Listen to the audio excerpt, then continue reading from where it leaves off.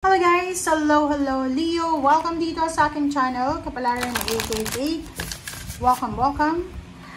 Alamin natin kung anong messages, vibration, gabay, energy para sa lahat ng Leo.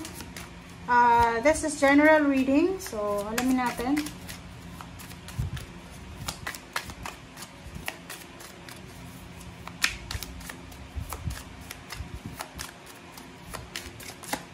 Okay, service, Leo.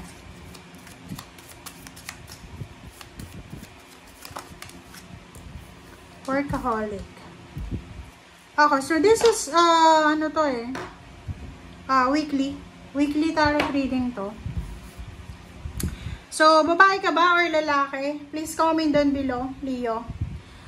This service card, nakikita ko sa'yo dito na isang Leo na pwedeng may kamag-anak ka, okay?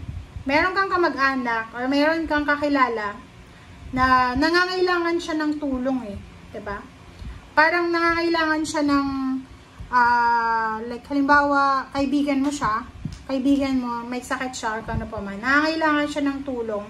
So sinasabi ng baraha sa'yo dito na posibleng kung sino man yung taong yan na nangangailangan ng tulong ay posibleng tutulungan mo sila sa ngayon. Hindi ko alam kung sino yan.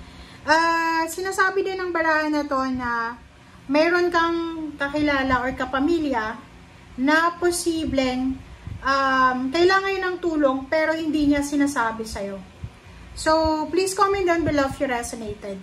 Sinasabi din ng barahang to na mayroon ka na kakilala, pwedeng may edad na siya, babae, bedridden, or kung ano pa man, na posibleng bibisitahin mo siya sa linggong ito. Please comment down below, guys. Okay, next natin is workaholic. Workaholic card. Meron ditong Leo na siya ay sobrang busy. Abalang-abala ka sa linggong ito. Marami kang kailangan tapusin. Marami kang kailangan na gawin. Marami kang obligations. Basta ang duty mo ngayon and responsibility ay sobra-sobra sa linggong ito. Kumbaga, sinasabi ng baraha sa'yo dito na kailangan mong mag-balance. Kailangan mong i-balance ang lahat kasi magiging sobra-sobra kang abala. Please comment down below, guys, sa mga Leo dyan na ano ba yung ginagawa nyo sa linggong ito. Kasi sobrang abala ka talaga May kailangan kang tapusin, may kailangan kang ayusin, may kailangan kang simulan, may kailangan kang ganito ganyan, papeles ba yan, dokumento, kailangan mag-travel.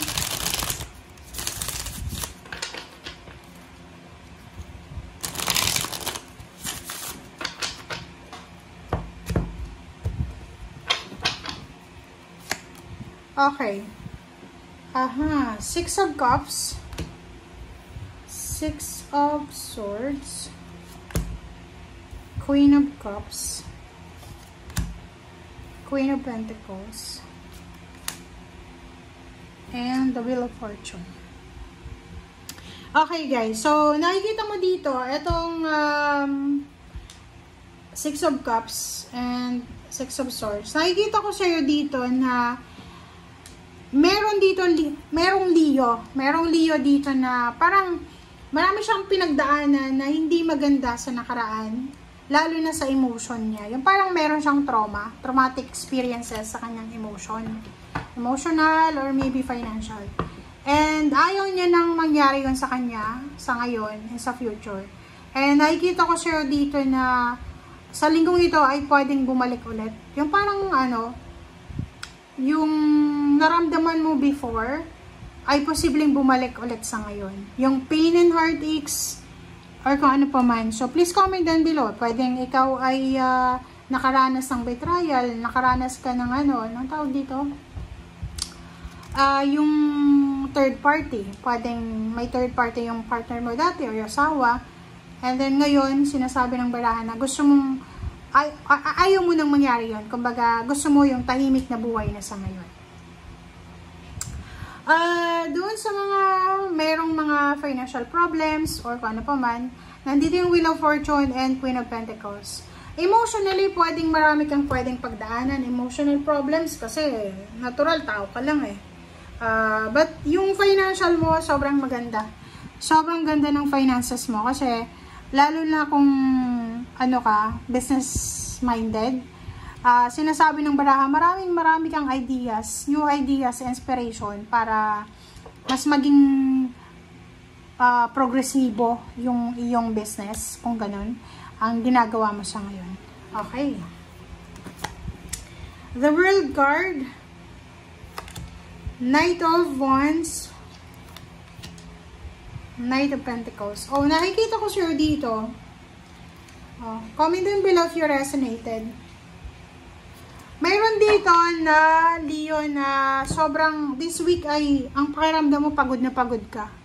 Yun, workaholic ka kasi eh. Yung parang feeling mo, pasan mo na yung mundo eh. Itong 9 of Wands na to, sinasabi ng baraha dito na gusto mong magpahinga pero hindi mo magawa kasi maybe ano ka, nasa ibang bansa ka, kailangan mong kumayod, kumilos, ganyan ganito.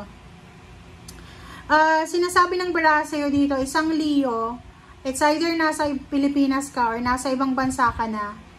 And pagod na pagod ka na sa trabaho mo, pero alam mo na maliit lang yung kinikita mo. And sa linggong ito, isang idea, isang inspiration, isang plano ang gagawin mo. Ang plano mo ay posibleng mag-apply ng trabaho papuntang ibang bansa. Ang plano mo ay lumipat ng company, lumipat ng lugar. Ang plano mo ay umalis. Gusto mong umalis, gusto mong hanapin yung sarili mo ulit.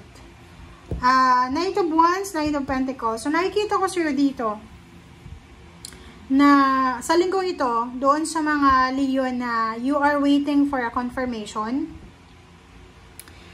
It's either, halimbawa, na gusto mong mag-apply ng trabaho lang.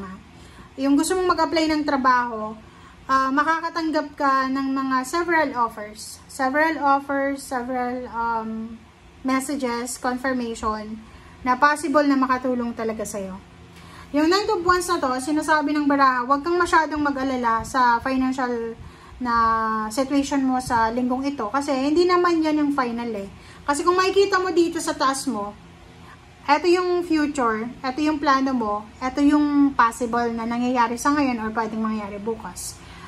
May magbabago. So, kumbaga, lahat ng ginagawa mo sa ngayon, mayroon niya nakapalit. Wala namang kulang eh. Walang kulang, walang masama sa ginagawa mo.